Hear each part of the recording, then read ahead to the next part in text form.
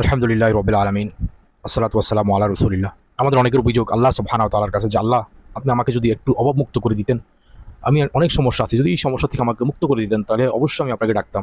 কিন্তু আমি আপনাকে কীভাবে ডাকবো? আমি এত সমস্যার মধ্যে আছি। সকাল হলে পাওনাদারের চিন্তায় আমি অস্থির থাকি, অভাব অনটনে আমি ব্যতিব্যস্ত থাকি।